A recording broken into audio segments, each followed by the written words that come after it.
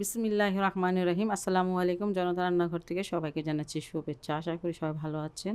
আজকে যে রেসিপিটি করব সেটা নাস্তার রেসিপি। 1 কাপ ময়দা দেওয়া পুরো ফ্যামিলির জন্য একটা নাস্তা তৈরি করব। এখানে আমি 1 কাপ ময়দা নিয়ে নিয়েছি। আটা দিয়ে হবে। স্বাদ মতো লবণ দিয়ে দিলাম।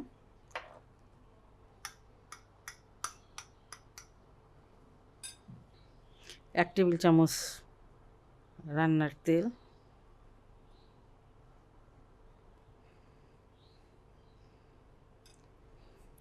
আধা কাপ পানি নিয়েছি, যতটুকু লাগে আর কি।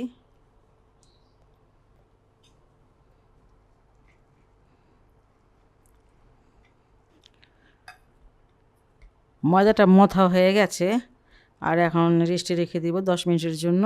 একটু তেল লাগিয়ে রাখি। এই ফাঁকে আমি পুরটা বানিয়ে নেব। 1 চামচের মতন তেল দিয়েছি। তেল খুব কম দিয়েছি, আর 2টা পেঁয়াজ দিয়ে দিলাম।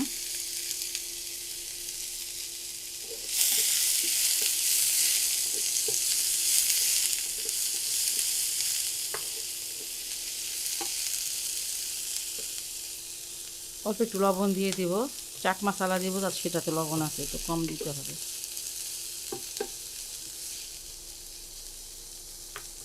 আধা চামচ চাট মশলা দিয়ে দিলাম। 1/4 চামচ দিচ্ছি গরম মশলার গুঁড়া। আধা চামচ দিয়ে দিচ্ছি চিলি ফ্লেক্স।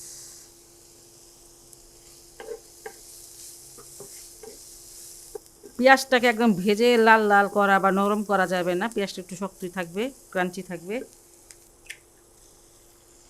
আর এখানে আমি 2টা ডিম দিয়ে দিলাম।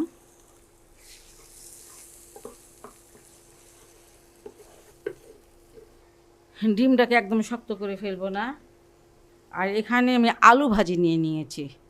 এটা আলুটা যে ভাজি করে এভাবে, যে সকালে একটু মানে এই নাস্তাটা যদি তৈরি করেন তাহলে সকালের দিকে একটু বেশি আলু ভাজিটা করবেন, তাহলে আর পরে করা লাগবে না। আমি সেটাই করেছি, মানে এটা করব এই জন্য আলু ভাজিটা মানে ওইভাবেই করেছি।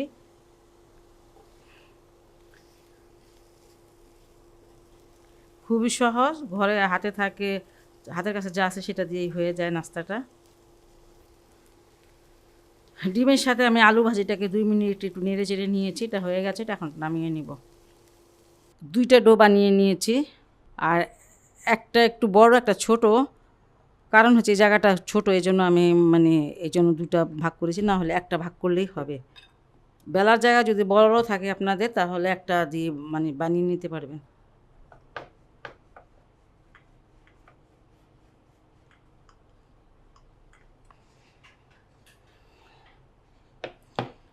বেলাটা হয়ে গেল।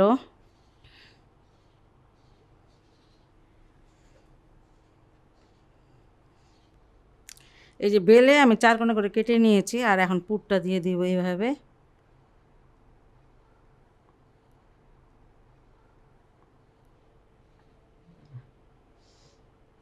এই যে একসাথে 3টা করে ফেললাম, আর এই যে পুরটা দিয়েছি, এখন এই মুখগুলো আমি সিল করে দেবো এইভাবে। পানি লাগিয়ে নিতে পারেন, আমি পানিটা লাগালাম না, এটা ডোটা বেশ নরম আছে।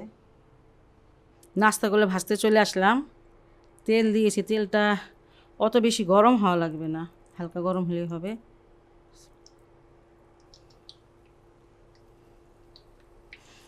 একটু উল্টিয়ে দিচ্ছি।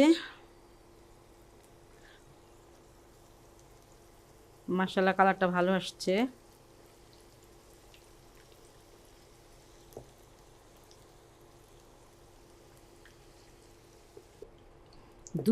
দুই দিকে দেখেন মাশাআল্লাহ অনেক সুন্দর করে ভেজে নিয়েছি উল্টিয়ে পাল্টিয়ে। এটা খেতেও যেমন মজা হবে, আর একদম ক্রিস্পি থাকে, খুব সহজে এবং খুব তাড়াতাড়ি হয়ে যায়। খুবই সহজ একটি রেসিপি, বাসায় যা থাকে সেটা দিয়ে হয়ে যায়। এটা বাসায় আপনারা অবশ্যই অবশ্যই ট্রাই করতে পারেন। আর যদি ভালো লাগে আমার এই রেসিপিটি, তাহলে আমার চ্যানেলকে লাইক, কমেন্ট, সাবস্ক্রাইব করবেন। সব ভালো থাকুন, সুস্থ থাকুন, নিরাপদে থাকুন, এই দোয়া করি। আল্লাহ হাফেজ।